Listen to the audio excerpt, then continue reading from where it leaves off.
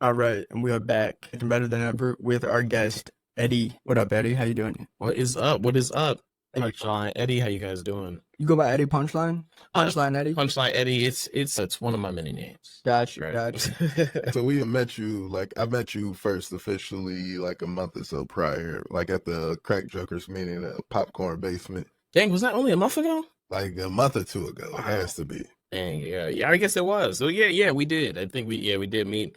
I don't know how long you guys have been doing comedy prior. I mean, obviously, Johnny, I know how much you've been doing. You were there when I first went up. Yeah. That was my first time. But Jay, I didn't, I really didn't know how many times I or anything like The that. first time you see me at tonight, that was the first night. Oh wow, okay, so you go. Yeah, so like, well, tell me more about like your story. Like, how long have you been doing comedy for? Yeah, I've been doing it for about, I would say we're definitely pushing about 2 years now. So it was probably about a year and some change. But yeah, I mean, that was basically the whole thing about it. You know what I'm saying? It's been an interesting run. I get to just pick off all the errors that my dad makes, Right. That's kind of how that works. So it's fun. It's interesting. We all had a set yesterday at Tony Roney's Comedy Vibe, Yeah. and me and Jalen ate shit. But how was your set? It actually wasn't that bad. Like I said, I've just been working on a lot of work when I go to Tony's. Yeah, So, certain things, right. if that makes sense. So, when I go to Tony's, if I have a really polished, refined set, I'm gonna do that. I'm gonna do that. At the same time, you want to really consider the audience. You want to consider who you're dealing with.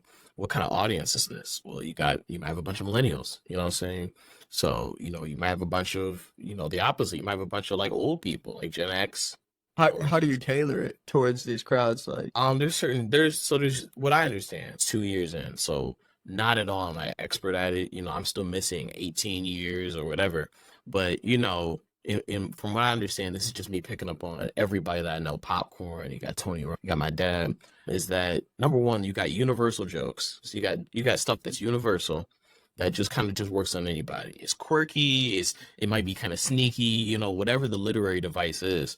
And then on top of that, you might have things that are more, like you said, more tailored for that specific crowd. right. Like they might get, like an older Gen X crowd might get a lot of, especially they're a black crowd, they might get a lot of hip hop jokes, Right. from that time period, from the 80s or when they growing up in the 90s, because 90s was prime time for them. Right. Yeah, totally. They were like in their 20s when the 90s was prominent. And who were the prominent like rappers back in that day? Right. I mean, listen, you got Wu-Tang, you know what I'm saying? Like these are LL Cool J, Right. Run DMC, right. Right. Tupac? Yeah, totally. Yep, Tupac, you got the Tupac, Biggie. Biggie. So it was kind of wherever you are. We're in the East Coast. Yeah. Because we're in the East Coast, it's going to be more likely, like you said, you got the Run DMCs, you got a lot of these characters. Even if we go back to like the dawn of rap, which was late 60s, Right. where you had a Grandmaster Flash, so you had a lot. And that was a wild. Absolutely, yeah, Grandmaster Flash, Big Herc, who had invented hip hop. right? He invented hip hop. Oh yeah, it was in September. Like they just celebrated the 50-year anniversary. Dang. So yeah, so it was in September. It was a back to school party. Cool Herc was DJing in a basement somewhere, in a rec center in Queens, I think, or Bronx, somewhere around there in New York. Definitely in the hood, and in one of them boroughs in New York in the hood, like it's Bronx or Queens, one of those two. So he did a back to school party, just mixing, and shit grew from there. Wow. Developed like a cult following, like shit, like that one Netflix show that Jaden Smith is on, Will Smith's kid. Yeah, I know who you. Like that was on there. That was talking about like how DJs and turntables and shit like started hip hop, because like kind of like it's like hip hop is really morphed so much from now. Now I want to get back to your story just a bit. Just No, you're good. Yeah, this because like hip hop is like changed, because it's like now it's so much drug culture, gang culture, Yeah. and shit like that that's involved. When in early hip hop, dope dealer and gangsters didn't want shit to do with none of these Yeah. motherfuckers. They was like, "Y'all-" Really? oh no, they like thought motherfucking like Grandmaster Flash and them. They thought them motherfuckers was straight nerds. Like, get the fuck on away from me. That's funny, bro. Like, but it's like shit. I mean, it's kind of like the band kids in a way. Oh, that's exactly what it was. Straight Glee Club. Yeah. Really, because they was really like developing shit, like a lot of shit, like even like scratching and DJing, like that shit. Yeah, that was invented by accident. Oh, really? Yeah, it was another kid in New York. He was a DJ, and his mom came in, told him turn that bullshit the fuck off. He got scared. His hand hit the record, and it made that little scratch sound. He played it back in his headphones, and he just started imitating it, and that shit just sounded good. He took it to the stage. Wild. That Nice. shit been there forever. Yeah. Yeah. It's a great. I had never heard that once. in my Oh life. That's shit! great. Like hip hop is like a gift from God, truly, I believe, because it has like in truly every sense of the way permeated, like gotten into and fucking expanded every other industry, like Yeah. the automotive industry, Totally. motherfucking like music, fucking entertainment, even like New most music. like oh yeah, like it's gotten into so many other things like. It hit like I'm talking like with the automotive industry, like 20-inch rims and shit like that, car Right. paints, wraps, and all that shit. That came out of hip hop first. That's wild. Yeah. Yeah. Yeah. I mean, hip hop is it's very expansive. And you know what I really believe is that hip hop was going to happen anyway. Like he said, there were some components that happened by accident. Hey, even French fries. Sorry, French fries. Yeah, French fries were created by accident too. Really? Yeah. Well, how is that? How is that done? I think it was either the French fry or the potato chip. I forget which one. I think it might have been the potato chip. Okay.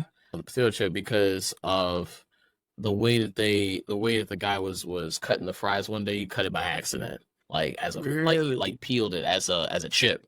Oh, And I dang. think that's how chips kind of came off. And if they understood how to make fries, you just cut them. You can cut them into fries and stuff. So The beginning of things like that, like, bro, that stuff is so interesting. yeah, Oh yeah, it's like shit. I be watching like when I get stoned and high, like I be watching YouTube videos of how stuff's made, the origin stories of things, Yeah. and it's like I learned way more from this than I've ever did in school.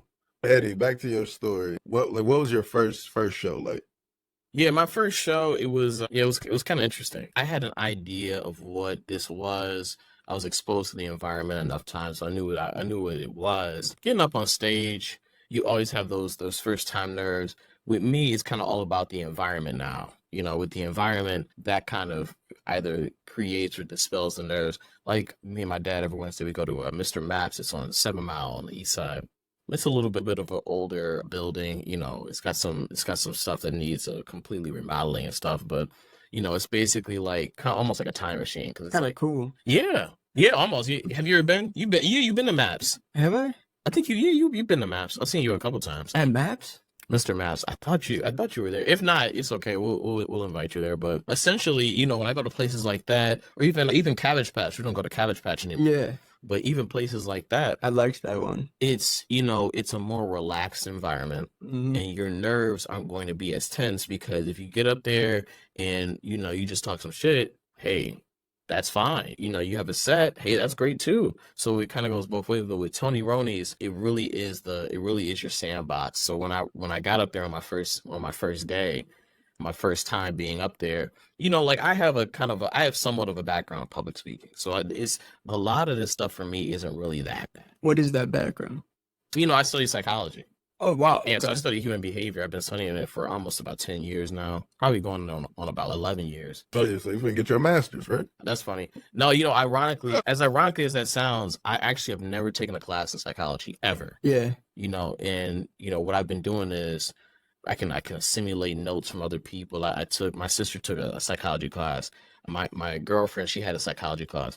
And what's funny is that none of these people have the database that I have as far as psychology. Do I know everything? Absolutely not. You know what I'm saying?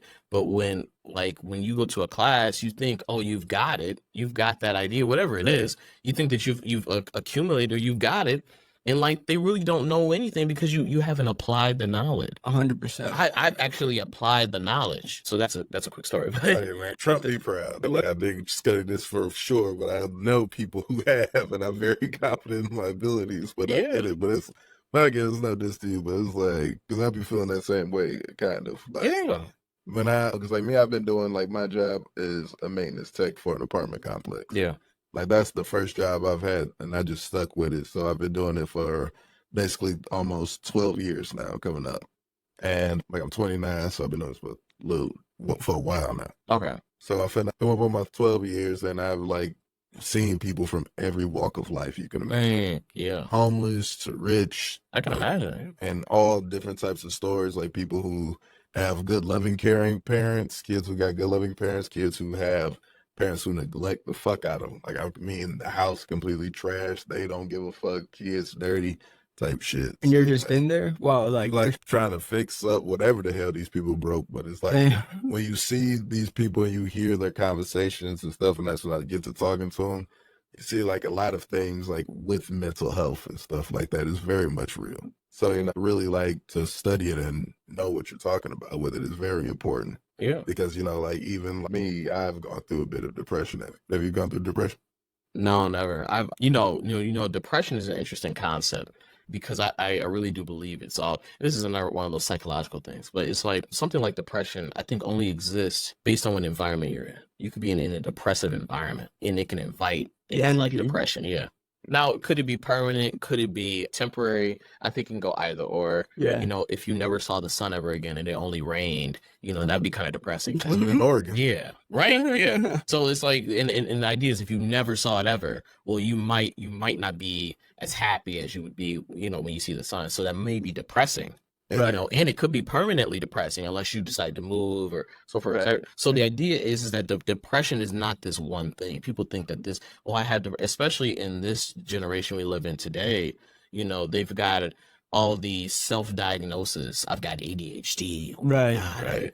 I've got oh my God, I think I've got ADD. Bipolar. Right. I'm schizophrenic. Oh, It's like, Well, if they're saying they're schizophrenic, that one's kind of like you can tell if someone's schizophrenic. yeah, that's like schizophrenia. You got to be actually diagnosed and proven. That one is Because that shit is like, I've known a few people who actually became schizophrenic. yeah. sure. And there's also like other contributing factors, like I said, like with depression, because some people moods, in my opinion, are like just dialed to be their mood. Like Yeah. other people, when they like feel pain, they don't feel this like same way. Like if I Sure. slap your hand, slap his hand all the same way, Right. like would it hurt everybody the same type shit? Well, no, and we're all different, but we're all the same. And what I like to do is number one, I like to challenge diagnosis, and number two, I like to make a distinction called we're all human beings. And I think we often forget that. Right. Sometimes your ego gets too big and you forget that you're a human being. So when you make an error, if you're a perfectionist,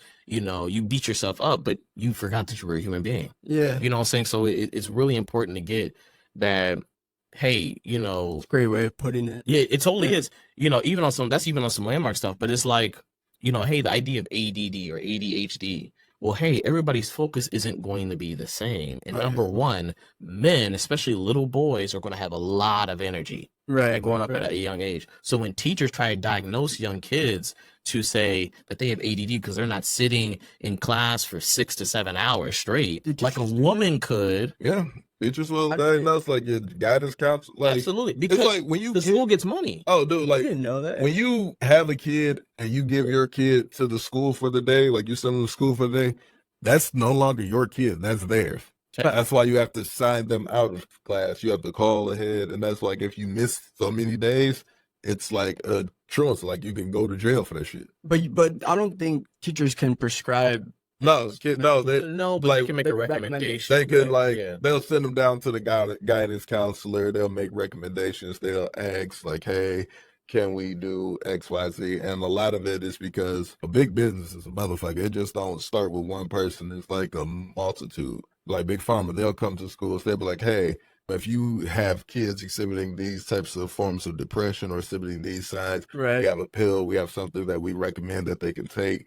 This is yada, yada, yada, been approved by FDA, FCC. They're going to pay the teachers or whoever money to like, hey, put this in your school for us. Like, a lot of, Teachers union. yeah, they lobbyists. It's like, Yeah. when it comes to lobbyists, man, those are like the most powerful, rich motherfuckers in the world. Yeah. Because every month, every like Fortune 500 company has a lobbyist behind them. But let me speak from experience here because when I was a freshman in high school, I got diagnosed with ADD, but I I did the didn't. same. They tried to diagnose when I was a little kid. Yeah. My parents said that the doctor said I had symptoms of ADD. Okay. And I can see it in my work ethic is that I'll get, I can get distracted really easily. Right. But that doesn't mean necessarily that I have ADD because one of the ingredients with ADD is that they cannot multitask.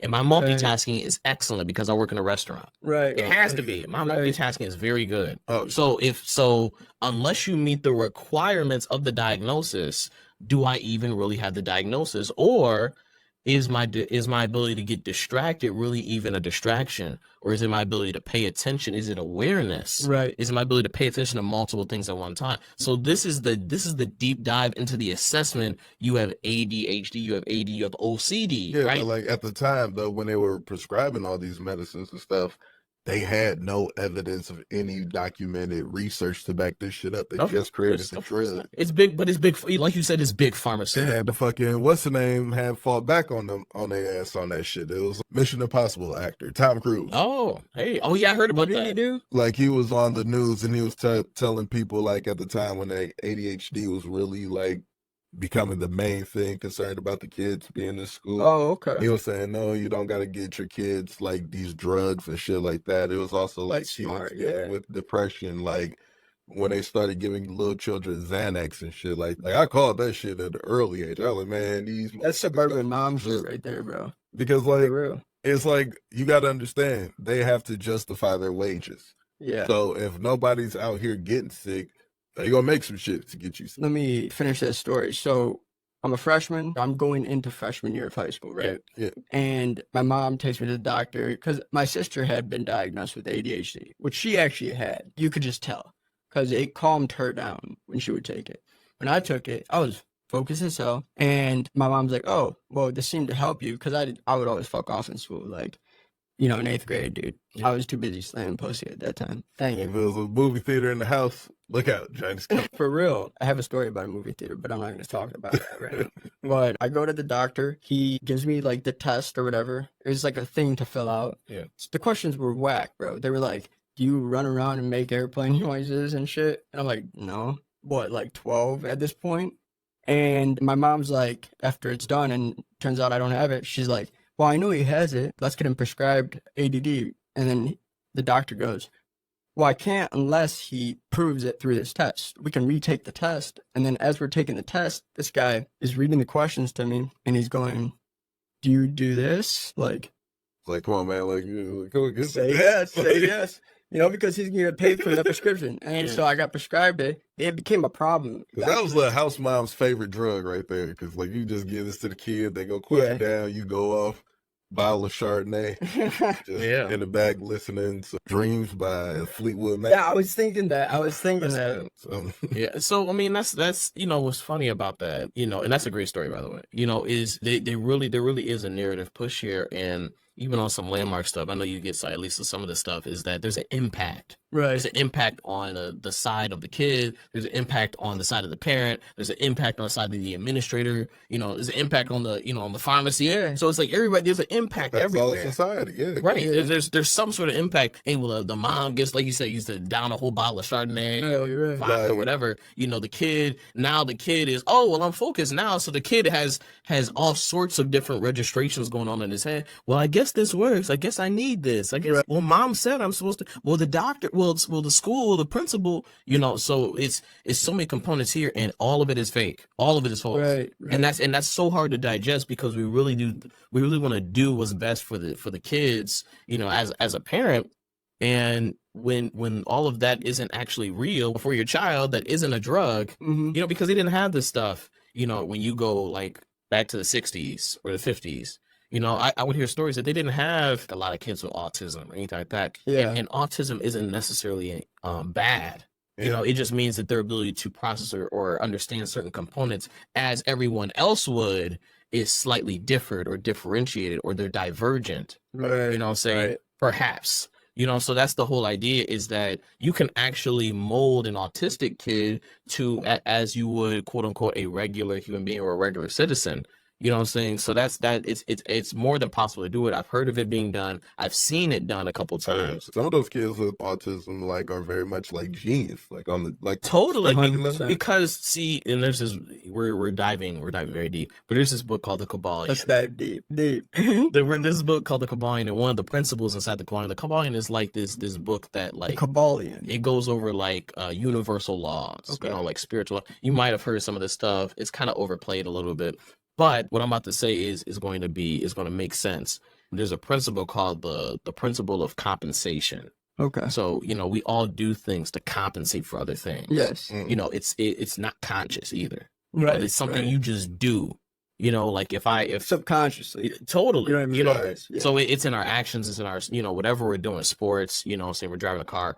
So, you know, the idea is that we always try to find things to compensate for other things. So what an autistic kid does is that, hey, if they don't have certain things, certain components that maybe other people have, they're going to subconsciously try to find a way to compensate for those things. So that's what makes them seem like a genius, is because, okay, maybe this person can't speak well. Okay, maybe they have poor social skills. Oh man, but they can retain information really well. Well, his memory is actually really good. Right. But he can't socialize and he can't tell you that. But if you know how to pick it up, because like I said, because I'm versed in the psychological world, I can pick up on, oh my God, okay, he actually, see, a kid like that wouldn't know that. He wouldn't know that Right. the first and second president, and he wouldn't know Right. about it. Yeah. You know what I'm saying? So like for him to know that and me to pick up on it, that Right. means number one, that I know that he has some level of some sort of like ability, whatever it is. Maybe he has poor memory, but he's got really good speaking skills. Right. Because how old are you right now? 23. 26. 26. I'm 29. All right.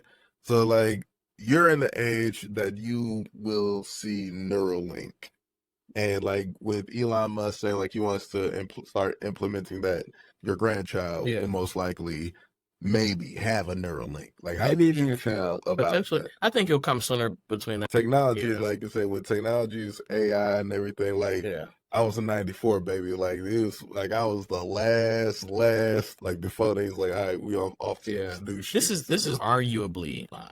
I know, You know, yes. but people say that. People said that in the 90s. People said that in the 80s. People said that in the 70s. Like hands down, this is arguably one of the greatest times to be alive right now. And you're in the greatest country to be able to do it too. Yeah. You know, because I know. and I know that it's, see, for me to say that is kind of weird, because Yeah. I have a love-hate relationship with the way that the country is run. Oh, okay. Gotcha. But Right. I do recognize that there's a distinction here. It's beautiful. The individuals that make up the country may be the discrepancy, but the country itself, the way the country is formatted, the way the country exists, is great. You know what I'm Right. saying? It absolutely is. It's just, you know, people get confused with the individual versus the country, and there's nothing wrong with the country. So moving forward, you're absolutely right. Neuralink, I actually saw somebody else, Yeah. so they were deaf in one ear. So they had, I think it was, he said Elon Musk, but he had this thing inside of his head. Yeah. No, it was like It's a Not in the ear, but literally. it was yeah.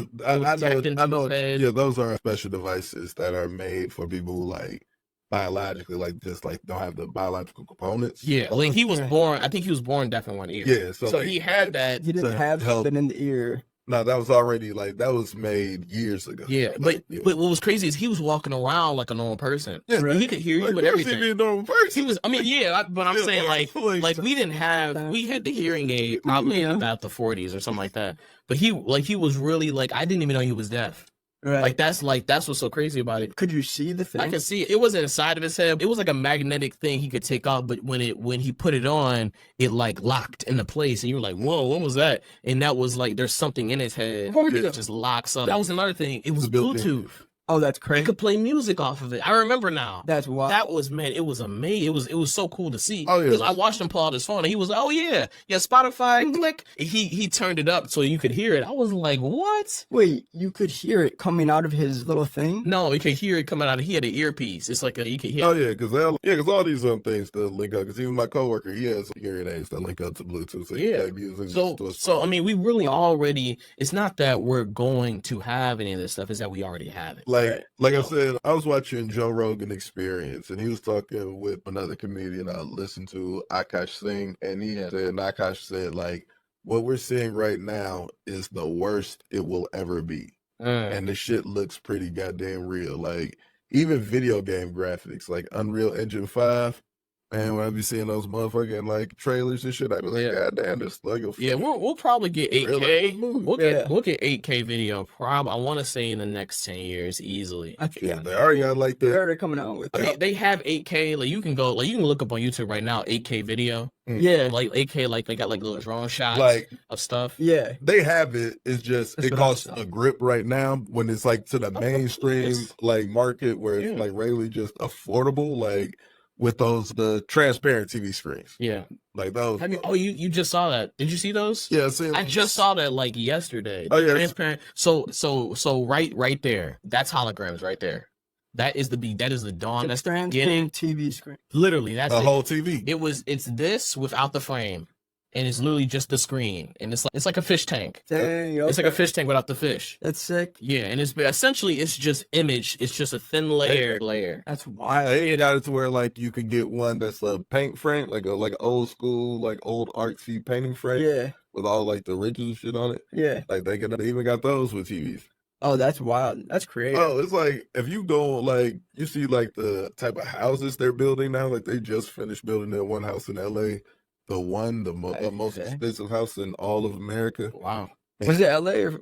Yeah, it was LA. Okay. No, it's like LA. It cost $400 to $500 million to build it. Was The dude wanted to like sell it for like almost $1 billion, but like nobody wanted to pay for it because just like the house was so grandiose. It's like it's not even a house. It's like a compound, like Apple compound. Yeah. It's like on that type of level, and it's like Are you Yeah. talking about the guy that shorted GameStop and he then, made billions, and then I believe, if this isn't the same guy, it was a real estate developer. okay, it's not the same guy. Yeah, because those guys, like I said, like when it comes to that, like the stock market and stuff, like shoot, Have you guys heard about that GameStop? yeah, that movie they just made. Oh yeah, they made a movie about it too. So basically, one of the guys he became a billionaire, and he is developing a house in Florida. I believe it's Florida, worth like $1 billion or something. yeah. And people are mad because it's in a neighborhood that has huge houses already. But this house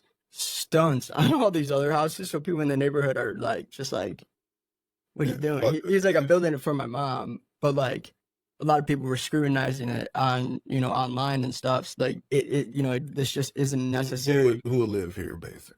Yeah, his mom, like, she's probably old, I'm guessing. Probably gonna take her a while to get Yeah. across, from Yeah, the living room to the kitchen. Yeah. I mean that's true. I mean like it makes sense. A lot of these, everything's expensive in California. it's like Yeah. when I see houses like that, I don't feel bad when squatters go in there and live in there.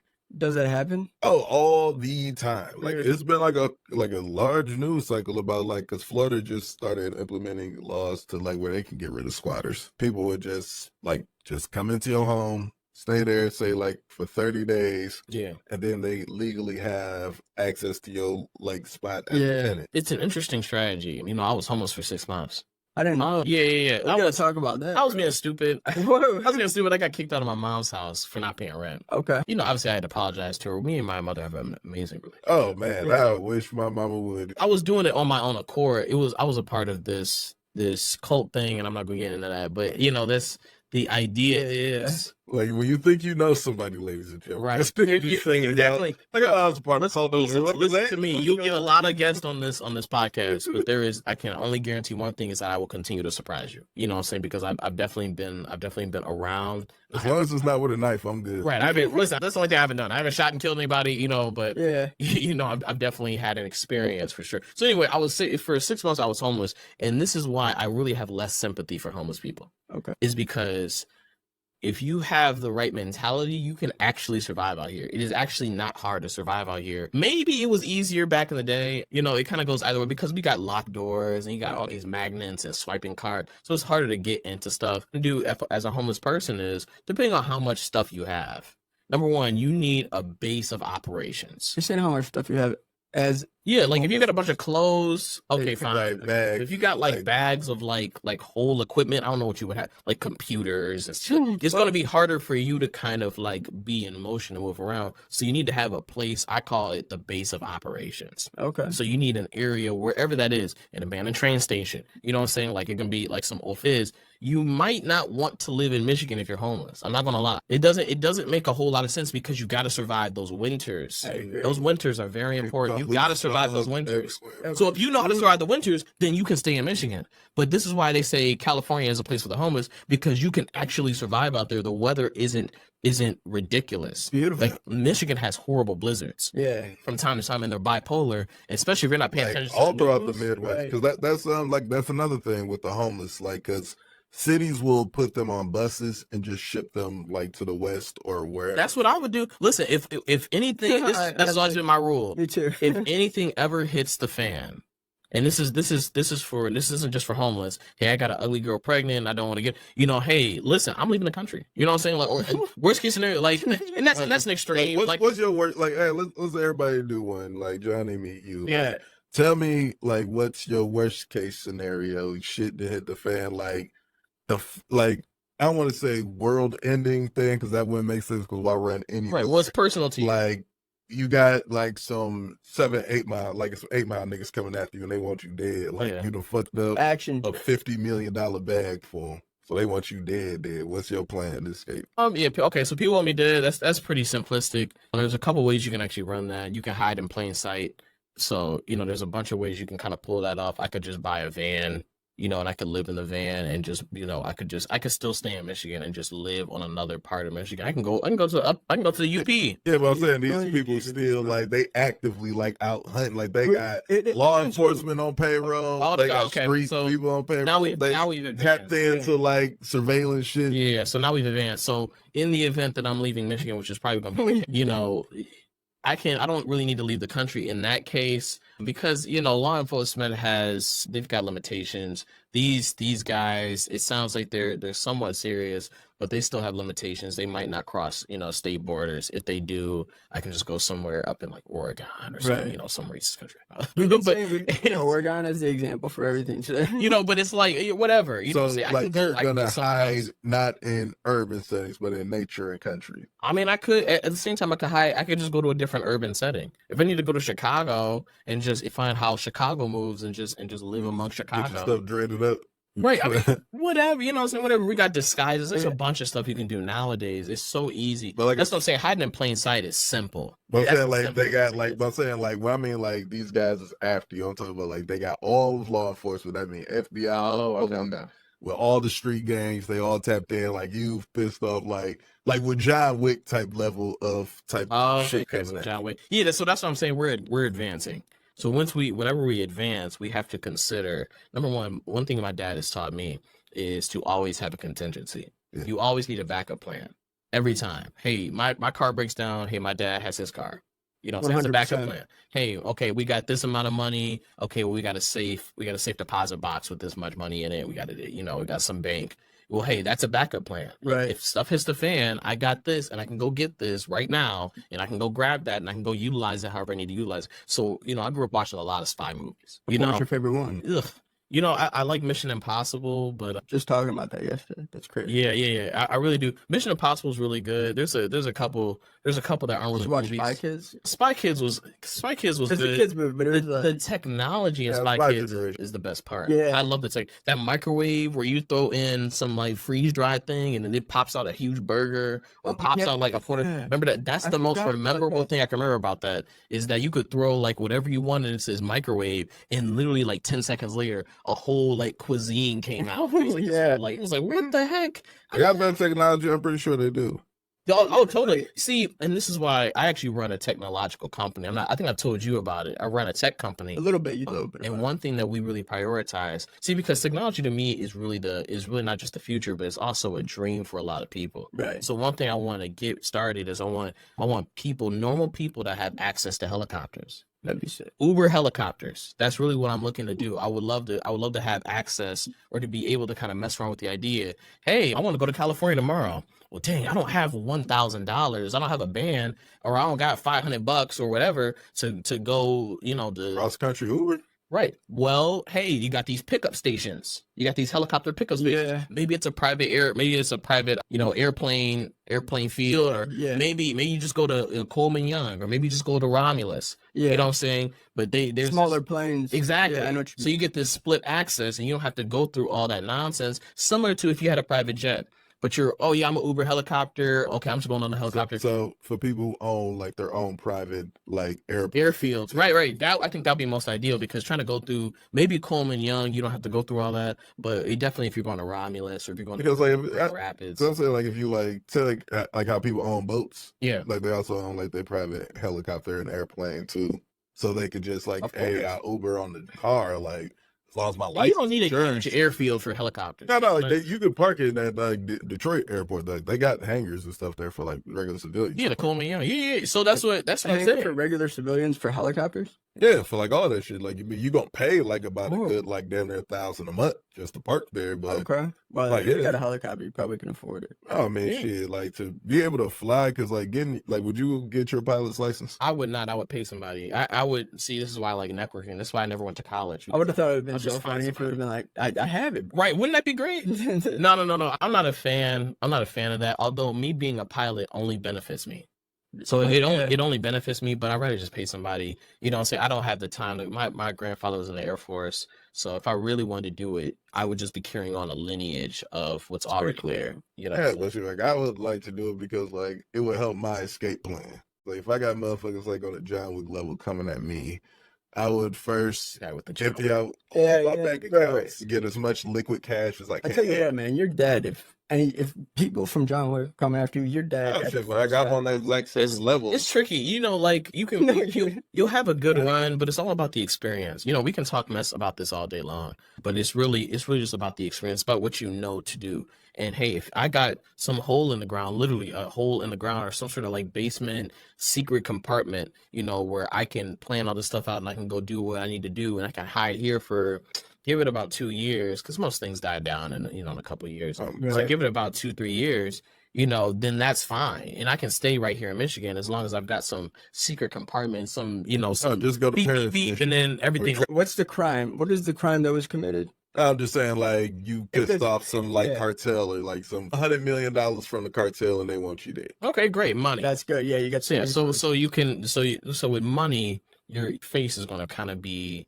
It's not gonna see, because cartel doesn't have that much influence. They have a lot of influence. But I mean, you living in a digital era. If we're talking about cartel, though, we're talking about down south. Yeah, Yeah, but like they're up here too. They're because cartel, like because they because like the cartels, they had drone technology like good 10 fucking years before it hit the main U.S. market. They probably do. You know, Like, it's because like you gotta black understand, market. It's because the you gotta data. understand, like the Los Zetas. when it comes to like drugs, they're going up against like these drug cartels and shit. They're going up against the United States government, Yeah. all these other governments, and they pour all their money and resources into getting these the technology and shit in order to make it. But like Yeah. you gotta understand, they all like have like they don't really outright pay them. They set up shell companies and shadow companies. So Yeah. certain corporations that'd be like, yeah, this is an engineering firm.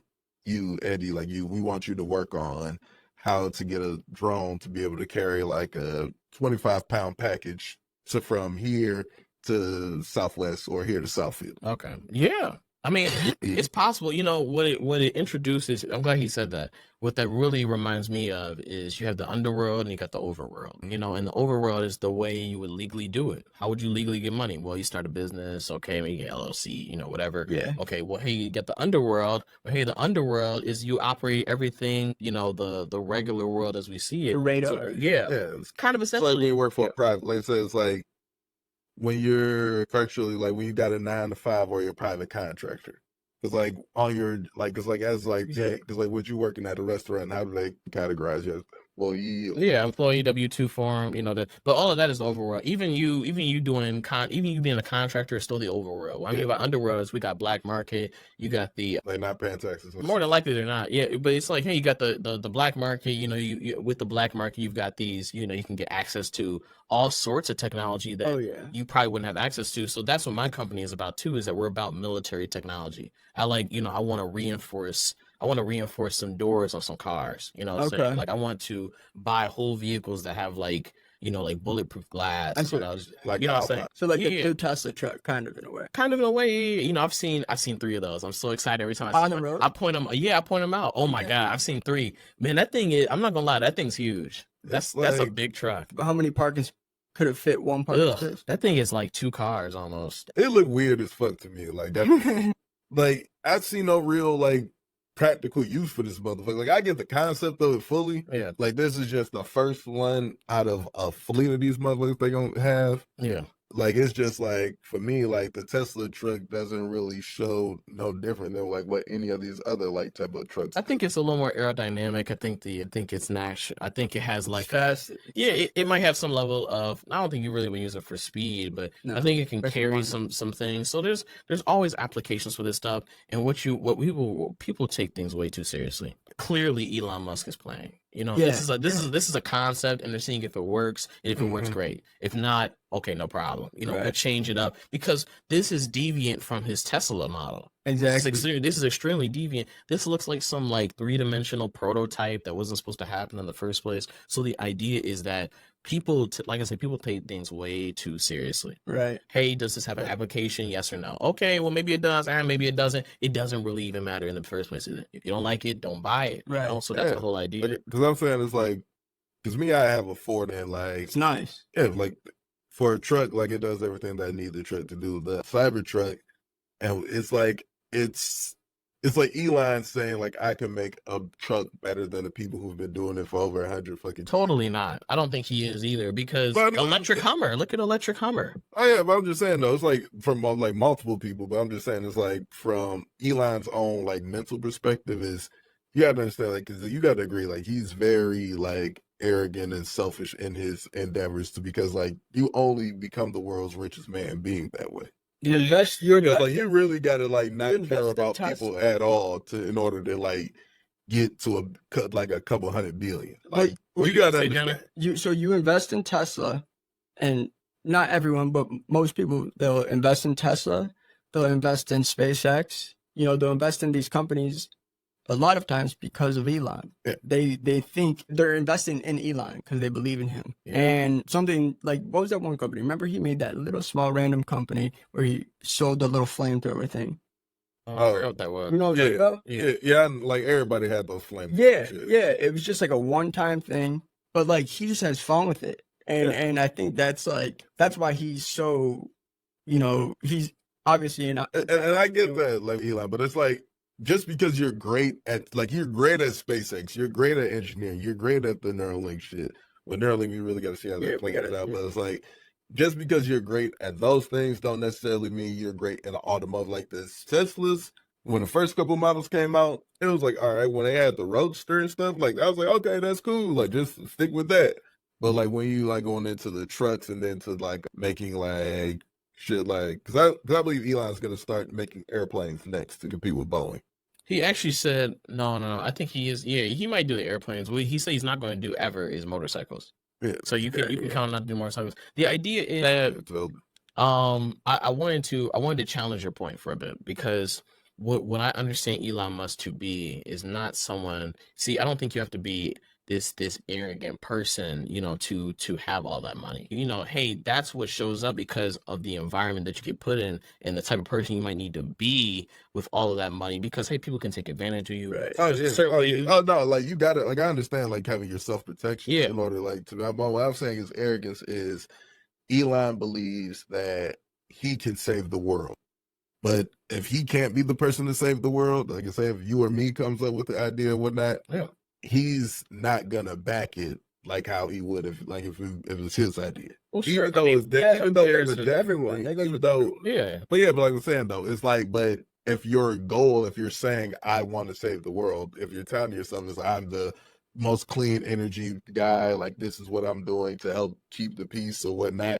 Put your money where your fucking mouth is and actually show us that you're doing it. Like, don't just sit back when like you see World War III on the fucking horizon. Actually have a backbone and say, "Yo, guys, knock this shit the fuck off." Well, he has Because like he has him, Bezos, a lot of these motherfucking multi-billionaire people have the ability to pull the plug on this shit like that. But we know, like, which we all know for a fact they do. They're the lobbyists. They the ones who pay these motherfuckers. No, they're not the lobbyists. I wouldn't say Like, that. lobbying Not most- Bezos. But like most shit, he can make some shit just. There's people higher than Bezos. There's people higher than Musk. You know what I'm saying? Yeah, we don't- Oh, like I mean, yeah, like Yeah. the fucking like wealth families, like families who like the trilaterals and stuff like that. There's those guys, and I would even argue there's guys even equivalent that you may not have heard of. So what really is being lacked here is perspective, Yeah. because we don't know what Musk, we don't know what Bezos, we don't know what any of these guys are thinking or what they're doing or what's going through their head. We're looking at their actions and trying to make an assessment. Right. And it's really, really, really hard to make an assessment off of somebody you've never even met. Yeah.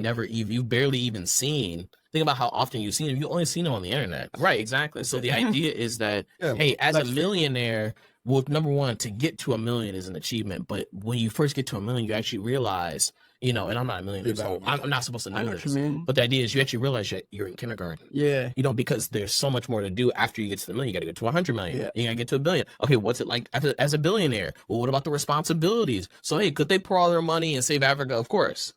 You know, could they pour all their money in poverty in America? Of course. Yeah. You know what I'm saying? But, you know, people don't understand that the economy is a cycle. Oh, yes, I get that It's a big 1,000%, but it's like, if you're going to be that way, just be that in silence. Don't touch yourself as, oh, I'm the guy who's going to save the world, when if you're going to save the world, like I say, he's going to save the world how he wants to save it. Sure. I mean, in my opinion, like, if saving the world in traditional sense yeah. is you putting the people first, not just yourself. And Well, if you see what I see that is, and I'm just telling you what my opinion is, what I see that is okay, he wants to save the world. Okay, well, saving the world on some landmark shit, this is a possibility he's creating. It's something that's possible. And it's something that very rarely could actually happen by himself, can he? No. So he needs some level of support from either the people, from either his team or whoever, to be able to implicate that, because he cannot, obviously he can't do it by himself. And that's, if I was in his shoes, that's what I would do. Okay, I'm going to save the world. Okay, well, how you going to do that? Oh, I want to do this, then, the third. Okay, great. All right, well, hey, are you going to do it by yourself? Who are you going to include? Okay, well, I'm going to need this amount of people and this amount of people I'm going to need to. So it's when you talk about saving the world, you're talking about being selfless first.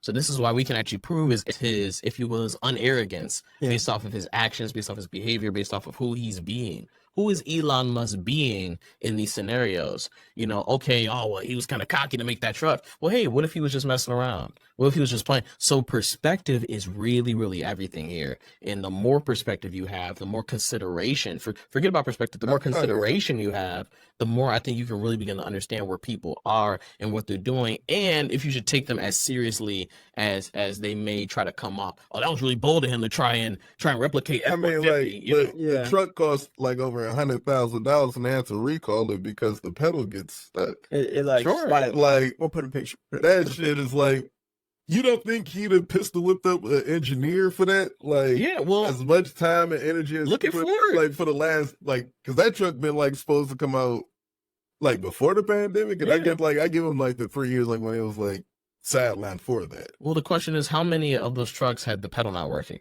Oh shit, they recalled at least 4,000. Okay. I believe they had like, I mean, how many of them in production? Like, out on the road was like very small. Like, I think it was like, under 60, 80,000. Okay, 60, 80,000. Right. So, hey, if 4,000 have a pedal issue, you know, and this is what I understand, and my dad's getting me clear about this because I have huge discrepancies with that too. It's like, wait a minute, Ford, what do you mean if I buy me a new Ford Sport or a Ford F-150 or whatever, that this is going to have some issues? It's like, wait a minute, you guys have been making cars for almost 120 years. Right. What are you talking about? You know, so the idea is that this is just how cars is. This is how cars go. They're made to have faults and stuff. Well, it's not even that they're made to have faults. It's like they don't even identify the faults until about 10 year Everything, usage, yeah. 5-year usage, 2-year usage, whatever, after the vehicle. The fact they're able to, I guess that Elon's able to pick this stuff up now and they're able to recall everything. Okay, hey, we tried that didn't work. Hey, go ahead and give us the car back. We'll do whatever. It's all a test. But this is like a repetitive thing. Okay, especially So real quick, he'll promise the world to it, but then it will be like almost under delivered. but at least he's doing it. You know what I mean? Like, he under delivers, but he says he's gonna do it and he does it. And he's clearly a smart man. You say that until you're the one who crashed in a damn car. Like, Yeah, but That's that's true. such a small minority. That's perspective though. But that's when it comes to like macroeconomics. Like, it's like you have to decide whether or not people make decisions every day about, like, okay, when they're designing the freeway, they make decisions based on, where the exit goes, and then based on traffic patterns and stuff like that. And they know a certain amount of people are going to die because that's happened in the past. So that's just a pattern in years. And so they take that into account, and sometimes they'll have to make decisions that will, maybe more people will die, like in that like area, but like on a larger scale, they don't die. because like it's like for construction, like maybe not, because like they got OSHA standards and stuff, so like they created that to prevent unsafe work environment. Right. So like what I'm trying to say is like, if you're known for creating a fucking rocket ship that can fucking fly up and re-land itself, a truck should be a simple feat for you. But obviously, some shit Expectations. happens. It's like I probably have high expectations of a man, but it's like when the fucking media told you to be the fucking real life Iron Man. Like, Yeah. I mean, come on, Sure. you gotta face this scrutiny head This on. is a personification. So this is what. But you know what's great is that this is what society does. Yes. This is exactly what society does. Is that straight they'll facts. think they'll see you do something, and then they'll hold you to the account in every area. And hey, is Elon Musk building a rocket ship mean that he's going to be an amazing soccer player? Right. You know what I'm saying? Is Elon Musk building a rocket ship? He's going to be an amazing plumber. You know what I'm saying? Like, so that's the what Jesus ain't came back association. yet. Right, and is he That's what building Jesus it? ain't came back yet.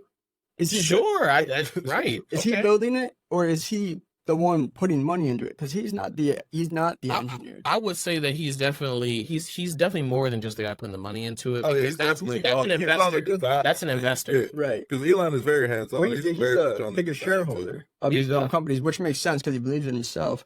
But also, like, No, that's he right. hires people that, he doesn't care about their college degree. He doesn't care about, degrees, like how it used to be back in the day. Yeah. Now he cares about, like, okay, show me that you can help me. Like, show me something that you've made or done, like, in the past. I don't know how it works with rocket companies, Yeah. but, something along those lines where it's like, oh, okay, based off of this, I think it would be an asset to my team. Kind of like anomalies, it seems. Kind of like anomalies almost, or Yeah, people. and like I said, that's what happens with private interests. Like I said, like with the private sector versus like the corporate sector or like the government sector. Like say like with Jonte Porter, like I give you an example. The reason they found out Jonte Porter was gambling is because like that the amounts he put on there, and they hired like the NBA, they hired former FBI, CIA, DEA investigators in order to come work for them in order to find these people. Like they'll like when it comes to like say you're the best in the field cracking safes, no matter what type of safe, manual, lock, digital, you can that motherfucker for 30 seconds or less. I would hire you and I would pay you whatever amount of money you ask me just because I want you on my team so we can rob Eddie or like whoever else to get their safe. But if Eddie has just the amount of money to me or a little bit more than me, you could like go to him and be like, yo, like who you gonna go to? Type of situation. Yeah. Like we're saying, like with the open market and like your skill set, like I said, everybody gonna go where they're gonna go, like if it's legal or whatnot. Like depending on like even if it's illegal, because even like I said, cartel members, they will pay scientists and like fucking geologists, government officials, whoever, in order to get what they need to get off. Like it's just basic capitalism. Right. What I'm saying is like, if you're gonna don't say one thing and then be another way. Like they said, like Elon Musk, his whole brand. So you is don't himself. think he's trying to save the world? I think he's trying to make a nice chunk of the world for himself. Because like I really do believe like he can do a lot better good, like a lot more good than what he's doing. Like I said, with the rockets and stuff, that's cool. With Starlink, that's what's up. But it's like when it comes to these trucks and stuff like that, I'd say put that to the side to try to like lobby so that you can make houses. Like we need a couple more cities out here. Because a lot of these people are just broke, starving, need jobs. Like a lot of these companies ship all the shit that we really need out of the fucking country. So essentially, because our economy is like, I get like what you're like he's because like I said, like he's making a first truck ever, putting $100,000 price tag on it, but is it really worth $100,000, or is it just because Elon Musk Tesla name right versus what is actually? It's the whole thing. It's really the brand. So the idea here, I think the biggest idea that needs to be had here is that number one, you have to understand the economy works. You have to understand how businessmen work too. All right. And I think that's the biggest thing about it, is that people don't really get how this world works. They see stuff and then they make assessments and assumptions.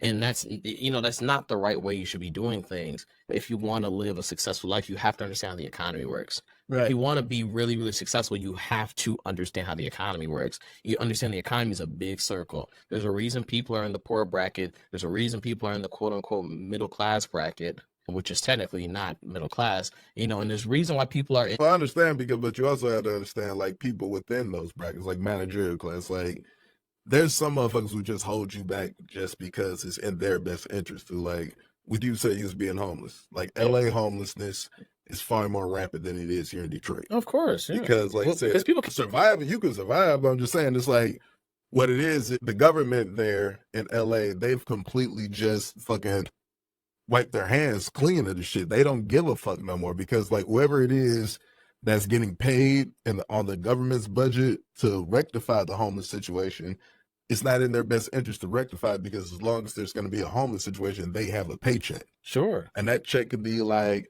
60,000, 100,000. Well, let's take a look. If we just stay in economics, if we look at how expensive it is in California, how expensive is it really to live in California? Like that, it is very expensive. They don't build. That's because like they've passed legislation in the past to keep from building new houses, new high rises, new like apartment complexes because like California is like it's a 50-50 conservative liberal state, just like New York, 50-50.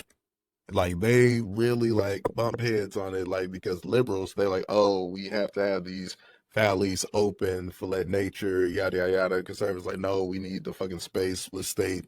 Come on, grow up. Like we gotta fucking expand. Like even like but even like that comes at a price because like when you overexpand, you like especially in the desert because all the West Coast is a fucking desert. With small oases in it. It goes hand in hand. I would say that Republicans and Democrats are eating out of each other's pockets. Oh, because it's a fucking like they make it seem like it's one or the other, but really it's like they're both in on the shit. It's like, of course, and it's a huge distraction. So real quick, Eddie, what do you have? Like, do you have any dates coming up in terms of like, you know, where you're doing stand up or anything else? Anything else you want to talk about? Yeah, totally. So every Friday and Saturday, obviously we do Tony Roney. So that's Starters Bar and Grill on Plymouth Road.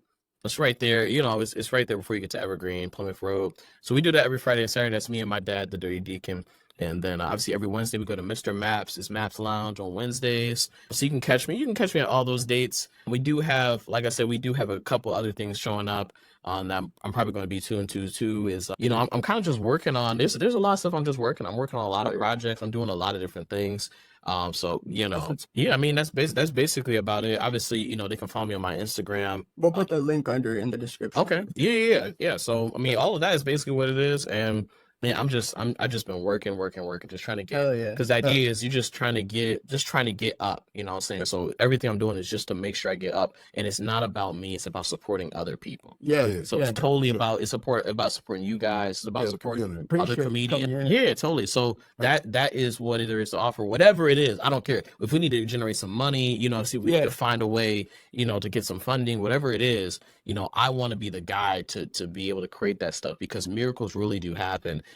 Before you even get to a miracle, you just got endless possibilities and opportunities. True, man. You know what I'm saying? So a lot of people don't believe in miracles. Miracles very much do happen, and it actually is just based off of what you perceive a miracle to be. Right. Somebody might be in a really tight situation or a really bad bind, and what they need is a miracle or somebody to come out of nowhere, it seems, and kind of like, I actually got a testimony of a miracle. Yeah. Shit, like a couple of weeks ago, I was fucked up in the pocket, man. But God never forsake me. Went outside, I found another nigga wallet, had about $300 in that. Yeah, that's an air horn right there. That's shit, man. Like, my Lord never forsake me. Yes. Damn, bro. Like, I put his wallet in the mailbox, but shit, I had to get that fee, man. Like, oh hell yeah, talking about the fees. That's the Lord blessing for me. I don't know what the world that man did to get that money. It was all 20s, man. That's in the streets or something. That was theft. Yeah, like I looked at the address, it wasn't nowhere around where it was at. We're gonna edit this out. No, I'm just kidding. Right. So anyway, after the armed robbery, well, no. No, but I mean, bro, at least you delivered his wallet. Oh yeah, so he get his information back, sure, because it's like. You can take the L on some cash, but when it comes to standing in line to have to go get your motherfucking Social Security license and all your other shit back, and then it's like if you get your credit card and if it's in the fucking red, nigga, they ain't gonna give you a new one until you pay your shit off. Hey, now the studio's bugged with FBI and shit. They're coming upstairs right now, right? Oh my God. They're coming upstairs right now. Dave, Dave? I'm present on all my shit. Open up! And my credit score pretty good. Dave's the man over there. He's our sound engineer. Shout out Dave. Shout out Eddie. Shout out Punchline Eddie. What do you prefer? So I actually do a lot of freestyle. I've been doing some freestyling with a friend of mine. So I have a different like music name. It's called Almighty. Okay. like, with an X instead of the I. So like I said, I have a bunch of different names, but I mean, Punchline Eddie is fine. Just you know, I exist in this comedy world, so that's kind of where I like to exist in. No, that's kind of been what I am. You know what I'm saying? But it's not Yeah. Punchline Eddie. It's just Eddie. You know what I'm saying? Or Almighty. You know, that's like Hell that's yeah. some music I'm working on with a friend of mine, and you know, I'm a man of many talents. So you know, that's So we got, man. I just had busted balls a bit. But with that being said, guys, thank you for listening. Have a good night. Peace.